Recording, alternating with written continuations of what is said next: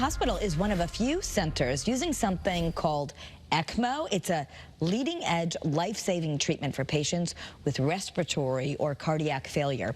Live with us today is Dr. Jason Gluck, director of the Mechanical Circulatory Support Program at the Emergency Cardiac Care Center at Hartford Hospital. Dr. Gluck, thanks for being with us. Can you talk about ECMO, what it is, and what does it actually stand for? Thanks so much for having me, Kara. So ECMO stands for extracorporeal membrane oxygenation, outside the body oxygenation of blood. It's a life support technique that's used by highly sophisticated medical systems for patients with severe heart or lung failure. ECMO provides cardiac and respiratory support by temporarily adding oxygen and removing carbon dioxide for the body when the body's not working itself. The technique involves removing blood from the body, oxygenating it, and then returning it back. So who typically needs this kind of treatment?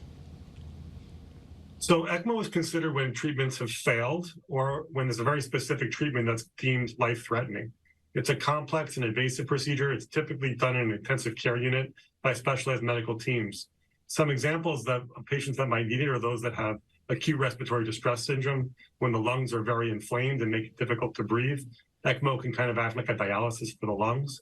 If they have a pulmonary embolism, a blockage in the blood flow coming out of the heart on the right side, ECMO can act almost like a bypass circuit. Or if they're in cardiac shock, when the heart's just not pumping strong enough. And in the most extreme cases, when cardiac arrest, when the heart actually stops, ECMO can act as a temporary pump for those patients too. Can you try to explain for us laymen, how does ECMO work? So the first step for ECMO is actually identification of the right patient. So finding the patient that would benefit from this team is the most important.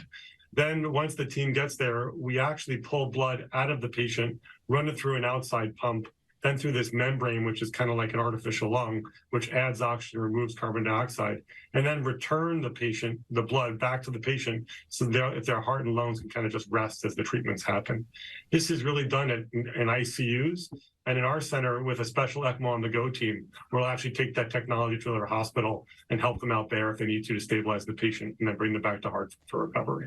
And in our final 30 seconds, can you just tell us how ECMO and CPR really can work together, especially if someone's had a heart attack? Yeah, ECMO and cardiac arrest is one of the most recent applications, and it's being employed by, again, the most critical and highly sophisticated centers. Typically, survival from cardiac arrest is around 10%. That means people that do it have about a 1 in 10 chance of surviving. If folks at home do really good chest compressions, that number goes up to about 15 to 20%. That means that you at home can elevate someone's survival by almost twice by just doing good compressions. Good chest compressions. And that allows us sometimes to add this on and then perhaps raise that survival to 40 to 50%, which we've seen recently. So it's really exciting opportunity. Absolutely great information. Thank you so much, doctor. And for everyone watching, go to hartfordhealthcare.org/heart to learn more.